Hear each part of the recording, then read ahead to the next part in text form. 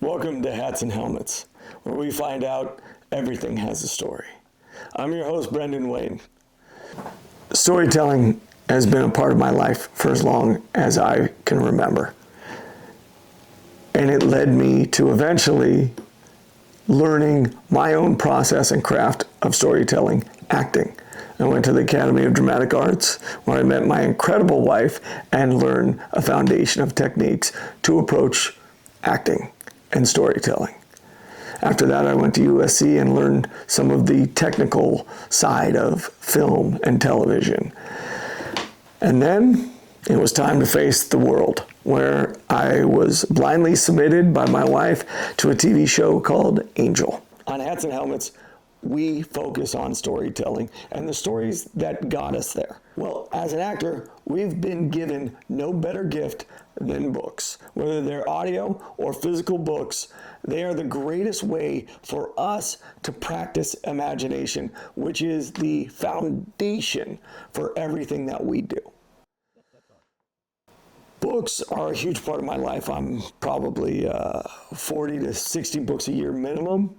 I listen to them all the time because I'm stuck in LA traffic, and I read them when I have some downtime, which is here and there.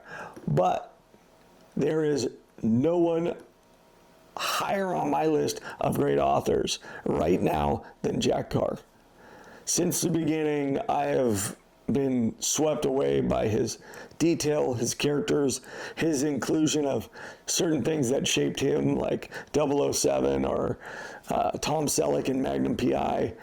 Those are things that I love about his books. And his current book that he collaborated with MP Woodward, The Fourth Option, is incredible. It's mind-blowing. His character and his dog, which goes to the heart of me, is one of the greatest I've seen in probably the last 20 years. I loved the journey. I loved his vulnerable grit, his drive, his sense of duty and honor, all those things that make us better. Jack's characters are those things. They question absolutely everything, and they find their own values and path in the story that he's created. I love the evolution of everything he's done. So this is my current love. I read it twice and I've listened to it once. So on Hats and Helmets, we're gonna find out how we got to the story we see.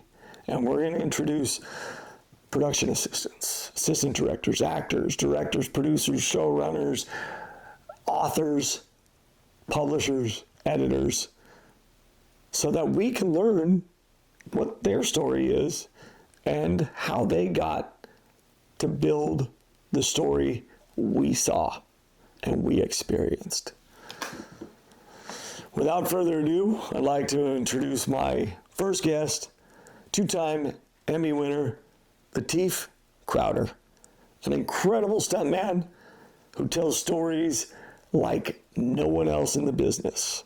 All right, hey everybody, I'm Brendan Wayne. I'm here with two-time Emmy winner, Lateef Crowder, blah, blah, blah. I don't know. How many names do you have now?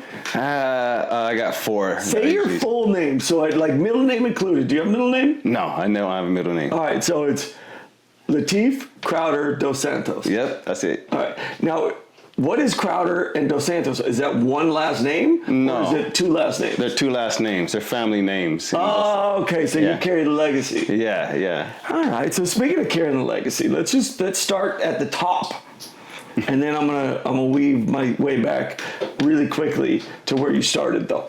But at the top of your game, what was it, 2022, 23? The Emmys finally introduced and acknowledged one of the most important parts of storytelling getting an award, which is individual stunts. Right. For the first time ever in Emmy history, which is the most bizarre thing to me, just as a fan of stories, especially as a guy who grew up, loving action, like Action Jackson with our buddy Carl, like those kind of things. For me, the fact that we are just acknowledging this huge component of so many stories that bring up the suspense, make us worry about are they going to live or die? It's usually from a physical moment, and we finally got there, and you're nominated. Do they call you? How does that work? Yeah, I guess they call me and they let me know that you're up for award or whatever. Yeah, you're for the Emmys. And so is it Lucasfilm or the Emmys calling? No, the Academy. Yeah, the Academy. Really? Yeah, the Academy lets me know. Yeah, so yeah, it was strange at first. I didn't know whether to believe. I was like, is this one of those spam? Is this Brendan or Ryan? Yeah, someone playing a joke on me or something. But but then I remember reading like an article earlier that they're going to start introducing a stunt category for the Emmys and everything. Wow. So I was just like, oh wow, this might happen. Actually. No, I actually take it back. The year before, I think Ryan Watson. Yeah, he was our stunt coordinator from season 1. Brought both of us kind of under his wing and helped us meld together. An incredible dude. Amazing guy, man. Yeah. Amazing. I've known him for years, man. Amazing martial artist. He's a master of kung fu. Just amazing with fight choreography and everything. As you can see. Quick dance move here. Yeah, and a great dancer and everything. But he won it actually. I think it was it season 1? Yeah, he won it for season 1. I think that was the first time they introduced the coordinator. Yes. Oh, that was the first time. Yes, that was the first time for the stunt coordinator, and then he won it again, I believe, for season 2. Yeah. So so that's crazy. I thought that had been going since the dawn of time because again, these huge moments, especially in television, like we're talking about T.J. Hooker, Dukes of Hazzard, the Fall Guy, all these things. Yeah. And they never had a category. Anyway, so we're remedying, we're evolving. It's amazing. So you get the call, and what do you think? Do you ever think, oh, I want to win this? Or are you like, how does it, and don't lie to me. Don't give me your humble, I'm glad to be in the room. Like, I'm very curious, because this is the story I want to know. Right. I want to know, in your head, are you like, as competitive as we are, are you like, oh no, I want this? I'm superstitious, man. I don't know. I kind of learned that from just being in sports all my whole life and everything. You grow this weird superstition, and it's almost like I'm like out of sight, out of mind. Actually, is more beneficial for me. You know what I mean? So I'm just like, no control. I know the work I put in. I'm always gonna do. If there was an award, say, imagine an award before the Emmys or like that, I'm gonna work. No matter what, do the best job I can for an imaginary award that I'll never get. You know what I mean? Yeah. So now that there's an Emmys, and it's just like, oh gosh, well, I hope whoever gets it. I'm not going to be like, oh, I'm going to get it. Oh, I want to advertise myself and be like, hey, I'm up for this award, guys. Check me out. This and this and that. If my talent shines, it shines. If you like me, you like me. If you don't, you don't. And that's just how I see it. And I always, I'm like a little superstitious. I think if I try to put more emphasis on it, it'll go away. Yeah, it won't happen. You want it natural. Your work is so clear. I mean, I know you're humble, you're good. I'll shine it, which is, it is so clear. It is so exceptional, because that's what the award is. It's about, there's incredible stuntmen and women in the business, and it's amazing, but yours was exceptional. Thank you. Yeah, and then for me, you're born into something, but the family you have is the family you choose, and you're my family, and that's that's the most important thing to me, and to see you succeed in that way, in the business way, and to be honored for the art and the craft, which is a big deal. Thank you.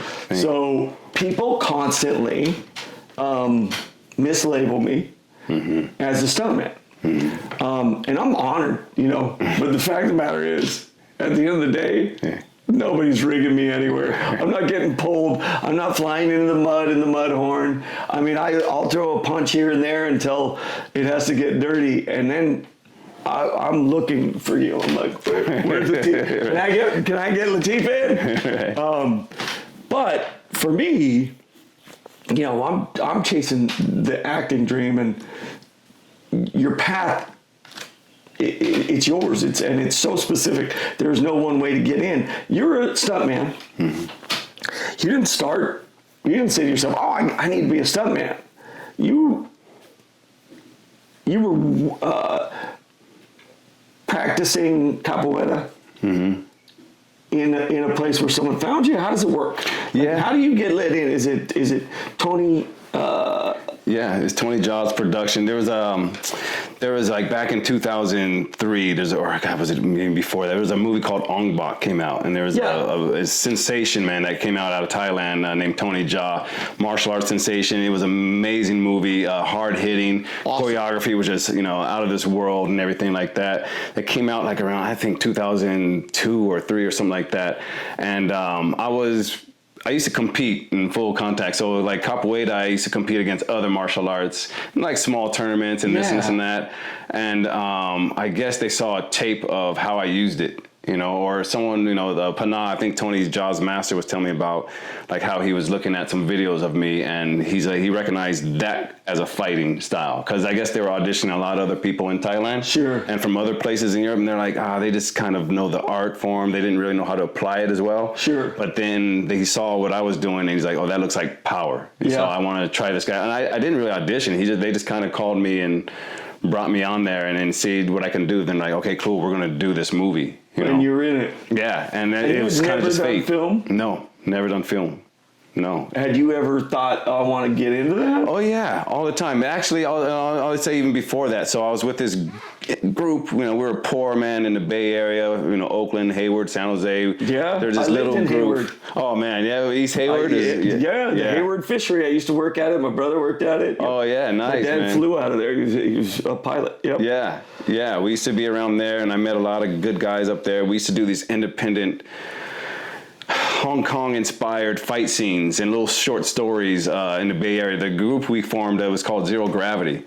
And to be honest, it kind of gained. It was the first time I even heard of the internet. I'm late on the internet, so it came out what 97 or something. Yeah. But it was like 2001. I was just like, okay, what are we going to do with all these films? And then Tony Chu at the time, the guy from Oakland, good friend, he's like, we're going to put these on the internet. And I was like, man, all right, cool. And I guess it ended up kind of going one of the first groups to go viral. Yeah. So we were like one of the first like independent stunt groups. Yeah, we were young. I didn't have any money. I just came from college, and we were just doing the shit in the street, and had like no budget, no money. We're all sharing like one plate of food and a big gulp and stuff like that. So, which drags me back to, let's go even further back then. You're learning capoeira.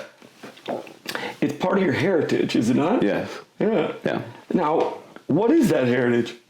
It's Afro-Brazilian. My family's from Brazil, so capoeira comes from this. It's vast. Afro-Brazilian culture is very vast. There's a lot of things that involved, but capoeira is just one element of it. And it was a fighting style that was developed by the Africans in Brazil that were brought there through the slavery. Yeah. So when you see it, it looks kind of like a dance. There's music incorporated, and that's because it was illegal at the time to know any martial arts, especially the slaves. Because they didn't want you to uprise. They didn't want them to uprise. Not you. Yeah. Well, really yeah. Well, that old. Yeah. But like my grandfather's time, or great grandfather, for sure, they would have been arrested for it. So that's what kind of makes it. That's not long ago. No, it's not long ago at all. Wow. Yeah. So. And so they learn. As those of us who watch Bob's Burger, dance fighting. Yeah. And from that, you're practicing this since you're young? Yes. Yeah. And so this is something that, probably made even more relevant. I thought City of God was it, but maybe it's Fast and Furious in Brazil, and they talk about the favelas and all the people there. Not all, obviously, but this is part of the fabric that is woven through there, right? The capoeira. Yes. Capoeira, especially where I'm from, the city is called Salvador, San Salvador, and the state is called Bahia. It's kind of the hub for capoeira. If you go there, it's very.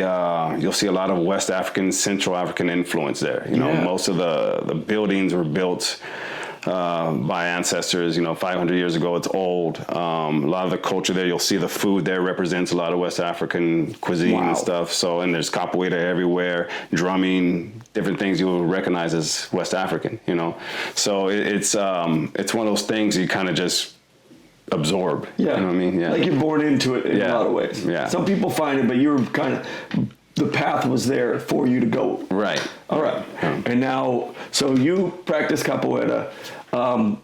You find a place in Oakland, Hayward, where? San Jose. Yeah, San Jose. Yeah, with Mestre Vaguinho, which is a great mestre, man, and just amazing, man. Like I said, I got very refined capoeira through him. Yeah. And, technically he's very good. He was very good at full contact. He was a champion, back in the 70s, or gosh, in the 80s.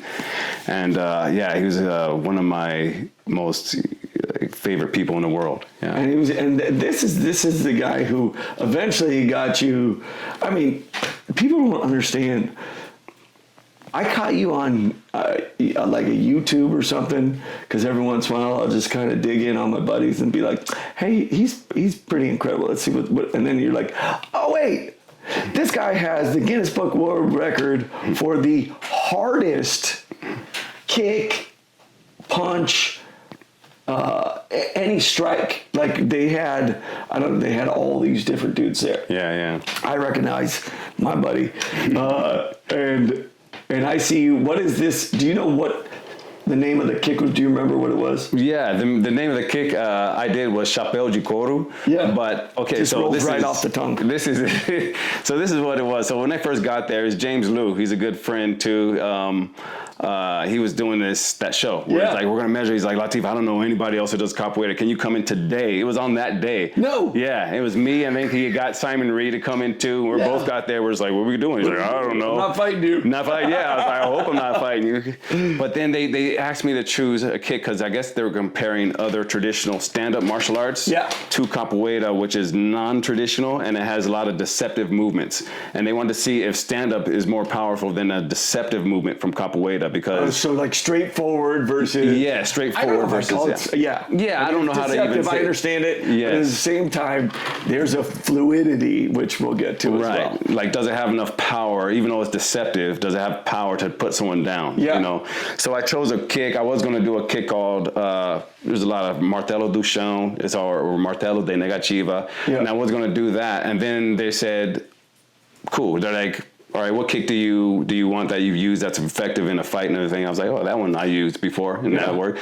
But then I saw their head in the bag and I saw some heavy hitters in the other guys. You got a Muay Thai guy, you had Brent Foster. That's who was right. another like hard hitting Taekwondo. I was like, ooh, I might have to change this up to a kick. So I changed it.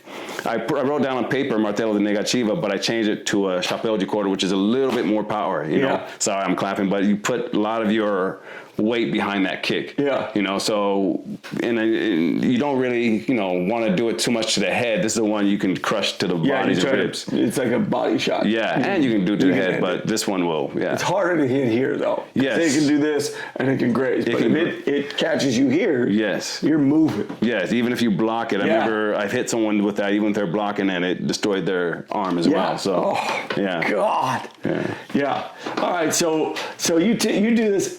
You know that's world record at that point? Does anyone tell you that, or you see it on the show? Did you ever watch it? I didn't really watch it. I heard some dudes in Korea were watching. I guess it was big, like in Korea or something. They're showing it everywhere, and they're telling me about it. It's like, dude, you're famous here just because of this one show. Because no one's seen capoeira before. So and the way you bent that bag was like, I watched Tyson hit a bag at Wild Card. And I watched him. He threw a hook, and I saw it like go. Yeah, that's crazy. I saw Carl do it, and then I saw you do it. And I was like, and meanwhile, is this the kick that is in the ATC? It is. It is. I'm right. So this is. You can see it because as we're looking in the script, and it says, "The Mandalorian uses his capoeira skill," and we were all. I'm getting goosebumps. Yeah, me too. We were all geeked up about it because finally we've. The one thing about Mando, I think, always is that he evolves. And from season 1, he was very robotic to, by the end of it, he had a little more humanity because the kids kind of bringing it out of him. And then physically, he's also becoming less like. John told me, hey, I want you to be like Yul Brynner in Westworld and Schwarzenegger in Terminator. I don't know if he said anything like that to you, but he gave me that one. Yeah. And I was like, okay, so that's very stiff. And then Carl Weathers, God rest his soul, was so great. He's like, I want to see you grow. You can't stay in that mode. Because then anything can happen and it might not work for you. And he's like, I want you to grow. And it was great. He kind of led me out of there. So when I see, as we look through the seasons, all of a sudden we see a lot less just, big, wild haymaker punches like in the, ice bar. Right. We see that slick thing that you could really, really bring in. Whoops. I moved that, so I stopped hitting it. But I think that's what's the beauty of it, like everything you just said, because, especially as a fight coordinator or what we're doing here, you're my boss in that way too, because you're dictating how he comes into the room, with his style, like you said, whatever, he's robotic, a haymaker and something like that. Yeah. So I have to, when we're thinking about, like, say even in an AT-AT fight, like the first guy I'm coming around the corner is a big elbow, big punch. That's you. I'm thinking of you trying to keep that, in there. And like I remember even in season 3 when we were doing the cave fight with the big, what are those guys called in the beginning with the dark saber, and it was hard. And you're just like, I was like, what am I going to do here? Should I back fist? Like, nah, back fist is not really a Mando thing. You're like, just freaking, just overhand, just a big old overhand to that guy, and it was like, well, boom, and it's like, I still have some of that moment, and then John will write something like, he does some capoeira evasions or capoeira movements and stuff. I was like, okay, God, I'm gonna try to blend all this stuff, and then you tell me what like Carl says to evolve and everything. So it's very neat because you get to blend all of us together. I get to try to put it what you're saying, what John is saying, what Carl's saying, and then whatever I come up with. It's and we see it. We see it in AT-ATC. We see it with Embo. That was my favorite. Like, that might have been the least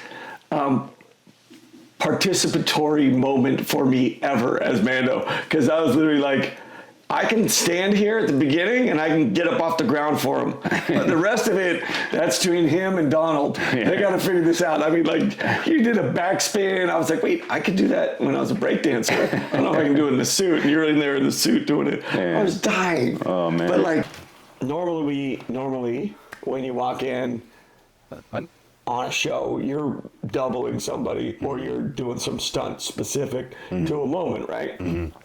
So now you're walking in to something and you're like, all right, you're going to work with this guy. Like, I never got hey, you're going to be a double. Did they say those words to you? No, John, I mean, well, when we did like a small little previs, just for a test to see how this guy is going to move and this and that. And remember, he picked a scene with the blurgs when they would, trapped our arm, and they were swinging around. Yes, we did that. And wait, that was the one they chose? That was one of the ones they chose, yeah. And I was, since you were coming on. Wait, hold on. If that's the one that's more. That's okay. Go on. Yeah. No, that was the one they chose, and they had Joe Perez who was doing the wires. Ninjo. Ninjo. And then Ryan Watson was coordinating that. So we did that one, and I guess he looked at it, and Jon Favreau was like, "Okay, you're the Mandalorian. You're going to be the stunt guy for it." I was just like, okay, okay, let's do this.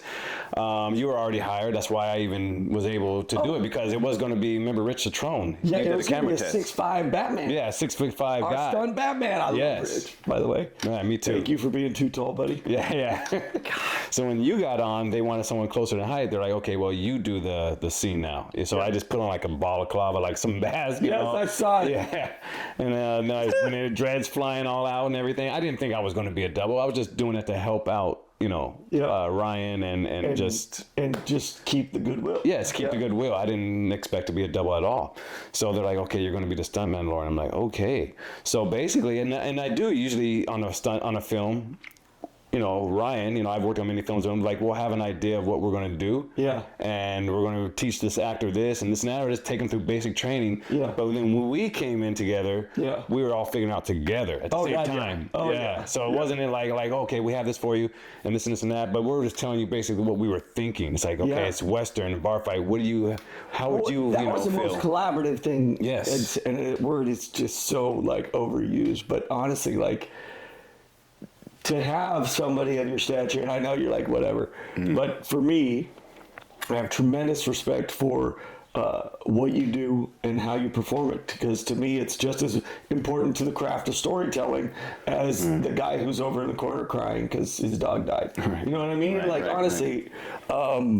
And so to have that, you know, and Ryan's so approachable. Yeah. And he's very smart about how he'll be like, he knows what he wants, but he knows how to bring you in so that you feel like you contributed. Yeah.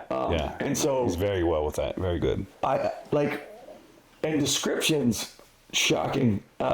You guys were great. You'd be like, yeah, he's taking that knife across the Beskar, and then he grabs your helmet, and you're like, oh my, you know, it was really good. And your previs, I have some. I'll try to include some clips of it somewhere because the previs is hilarious. Like you can tell Ryan loves. He's like drawing lasers in on the print, like it was crazy. So now instead of the normal.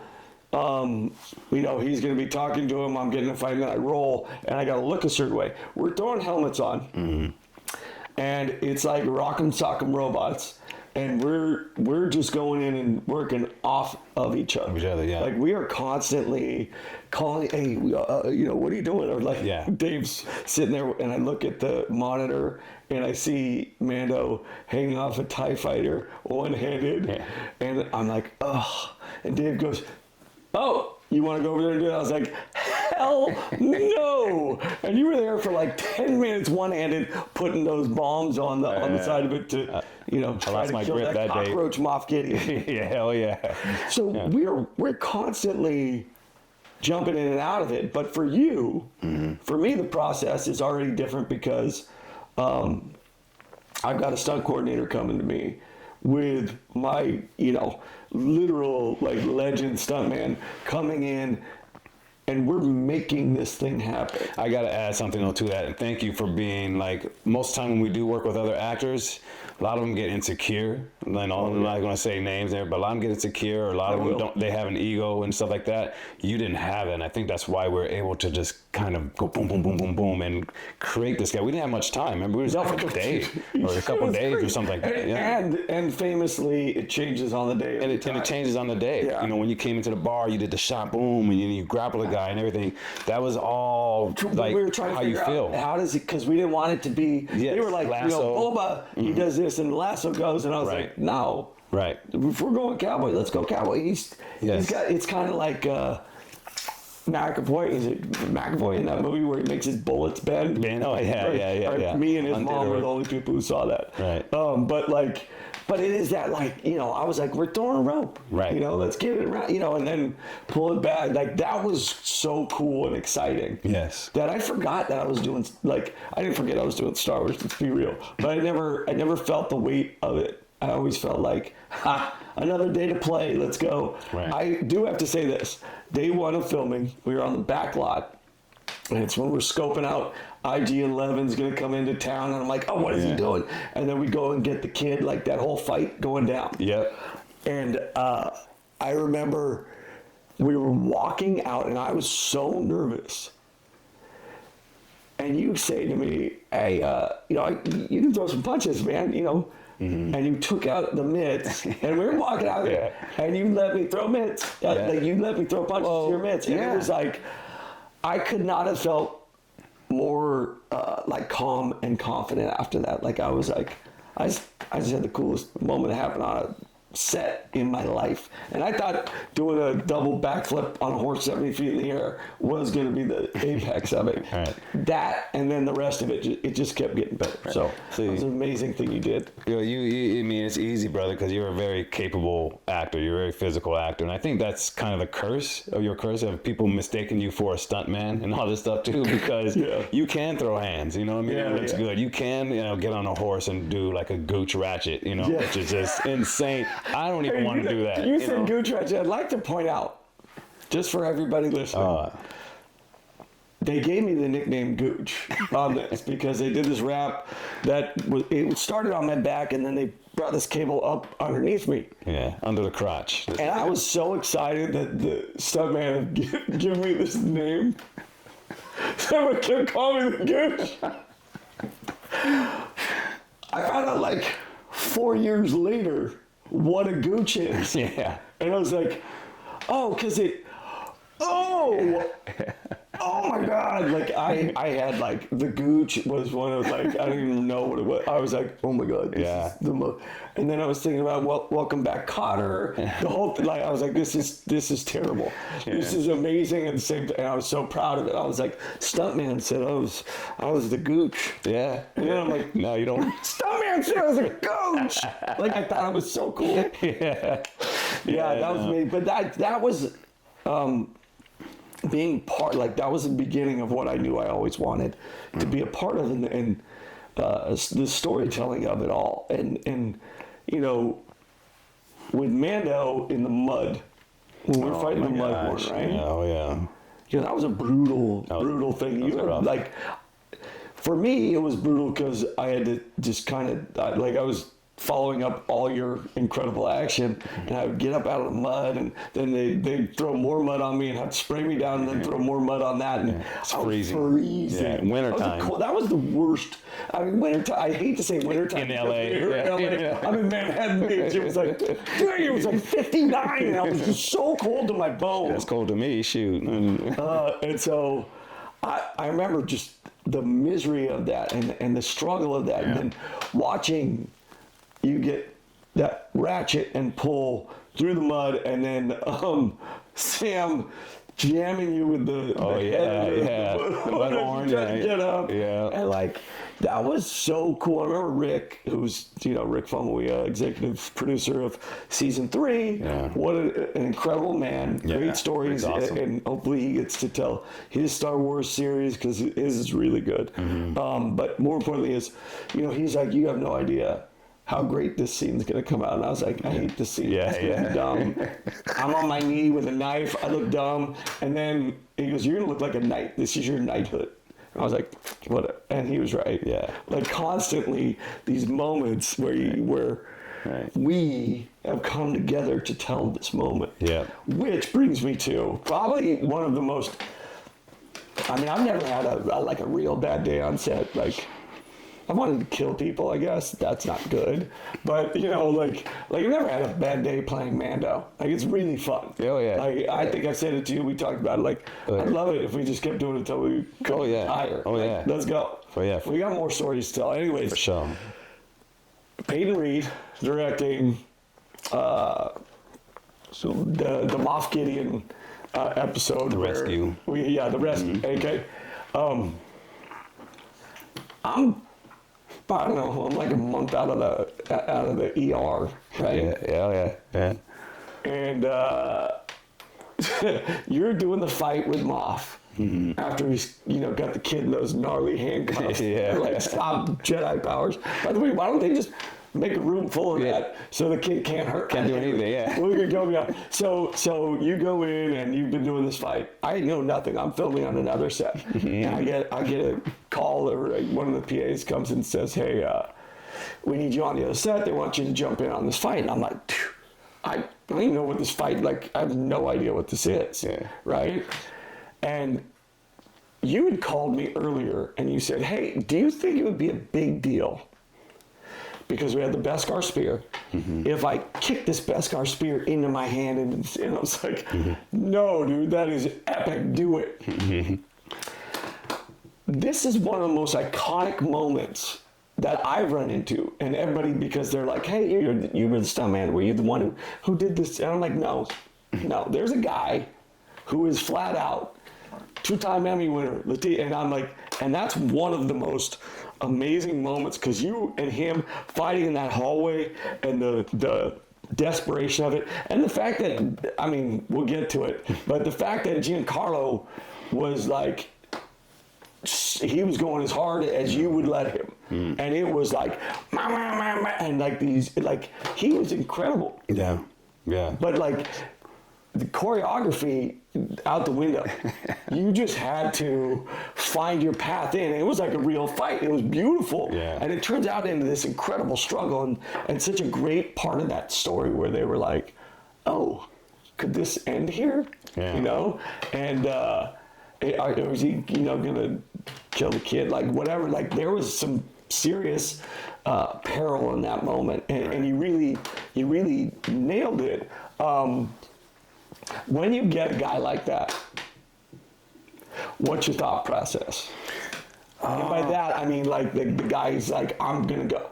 Yeah. I mean, like, I heard Giancarlo say it about it. He's like, I saw my stuntman, he had, like, sloped shoulders, and he was, like, 30. Yeah. And I'm like, and you were, like, 107, and nobody wanted you to die. And who knew he was this bad? Right.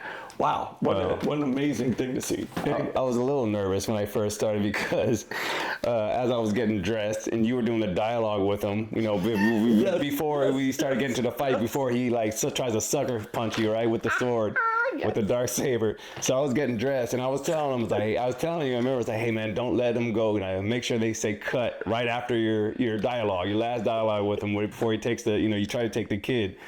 And then, man, I didn't hear cut.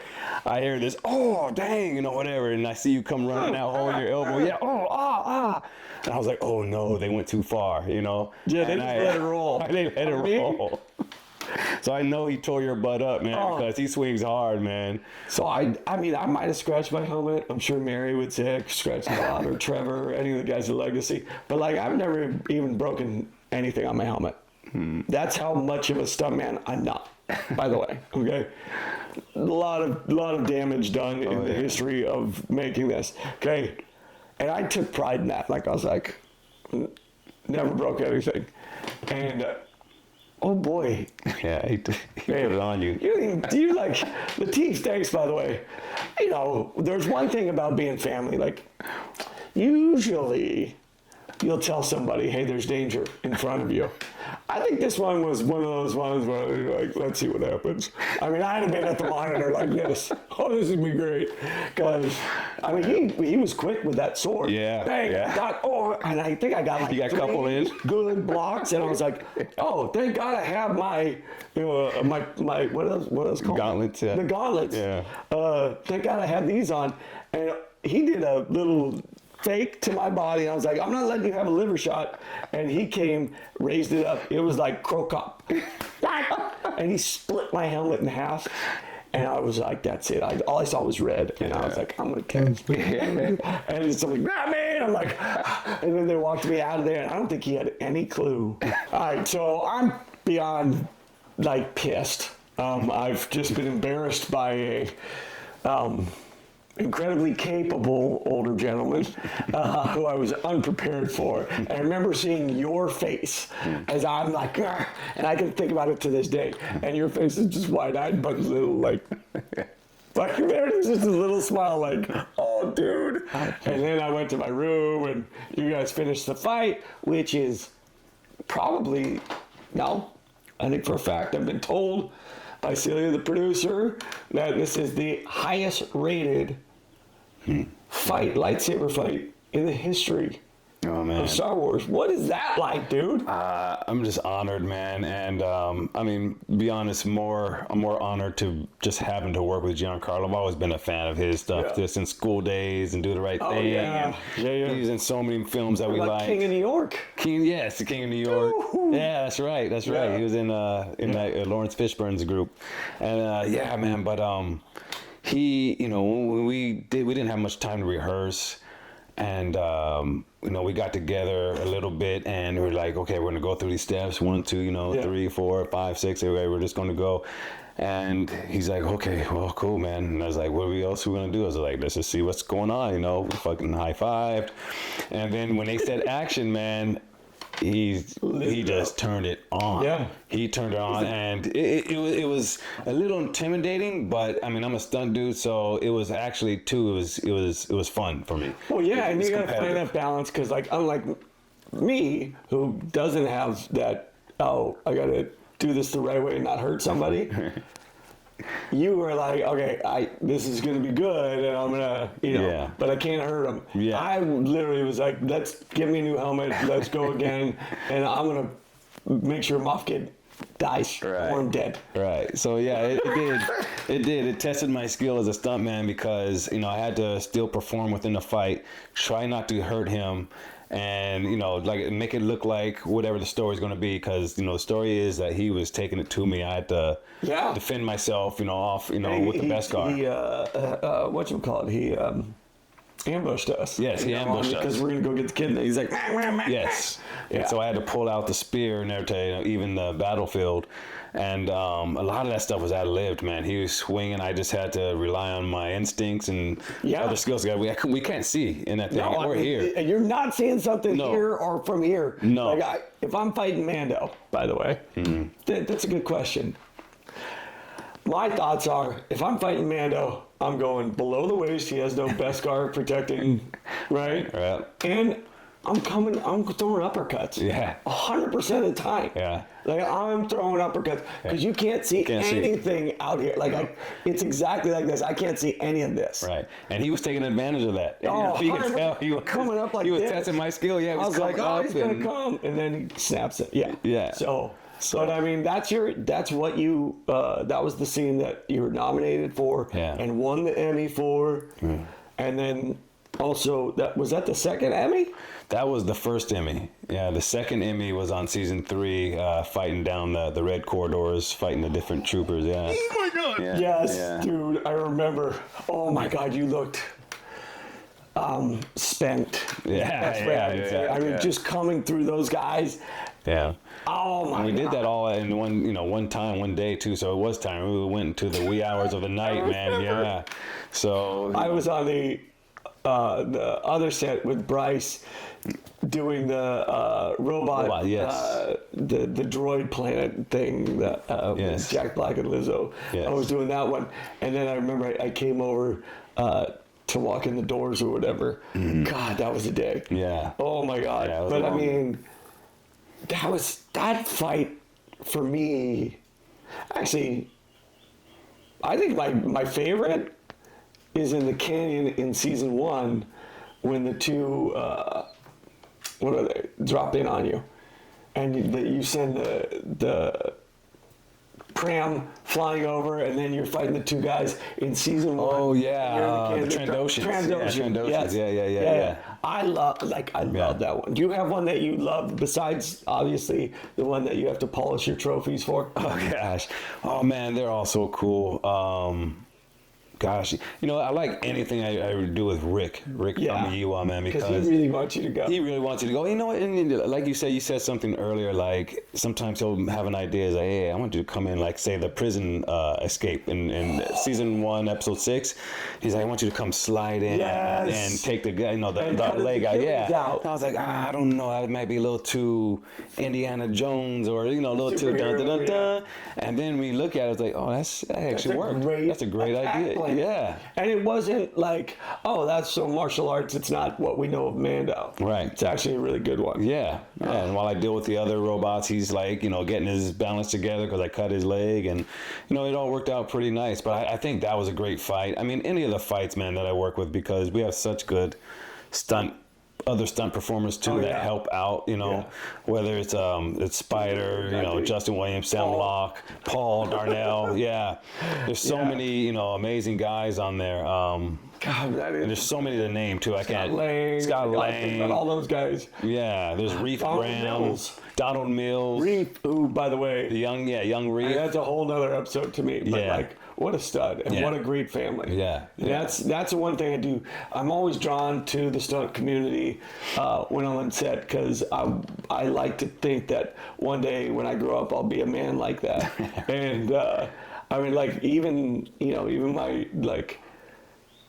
my best days, I'm still thinking, I'd like to try that one. Like I want to bounce off that and jump on this, like Darnell did. Yeah. And it's those things, and I'm always around those guys, which is why I'm often, confused with a stunt guy, because that's who I hang out with, because you guys are the most honest. And if you suck, you guys, I don't mean this in a pejorative way. I think it's a good thing. They'll tell you, no, you sucked. Do it better. Ming. Oh, yeah. I've never seen anybody more honest than her on a set. Ming Q. Oh, my God. Oh, yeah. She's another that one. was terrible. Let's Right. go. You can do better. And you're like, Right. okay. Well, she's a world champion martial artist too. She has a high standard. So if you don't meet that standard, you got to step up your gotta game, climb man. it, Because yeah. she's. But that's what I love about you guys. Like with you and Ryan, it's very approachable and a great crew, right? And then everybody else kind of fills in, as far as I'm concerned, because at the end of the day, it's you and I running the show, and we're trying to figure out, you know, how do we tell this story, and to understand, you know, like first of all that you came from, you know, just this little kid from, you know, San Jose, Oakland, Hayward, you know, little no-cal, and you've made something of yourself through a passion you had in capoeira, a passion you had in storytelling, like the things that we grew up on. I mean, I'm older than you, but like still the Action Jacksons, the Predators, and all these kind of, you know, incredibly fun. With Rocky is, you know, there's stunt performers in that, like, and it's all about the storytelling, Cannonball Run, the fun things that you could go watch. Star Wars, you know what I mean? And now we ended up there, and we're telling the greatest mythology on screen since the Western.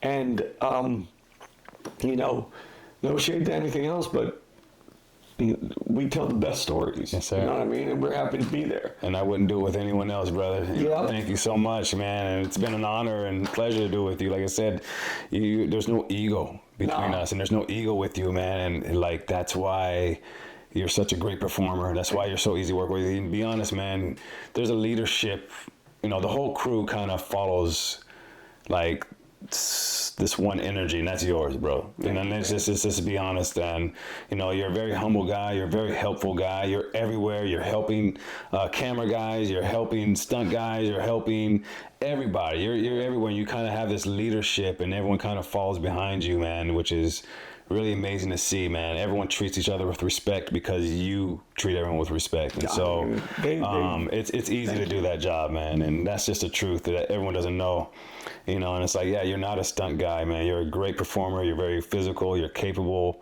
and that's great to work with, man. I'm spoiled, you know. So thank you. Me too. I mean, I'm with a 2-time Emmy winner, Lateef Crowder, and if you are interested in hearing a lot more stories, the kind that we can't tell on screen but are amazing, will last forever, come to Rebel Scum in Texas in August.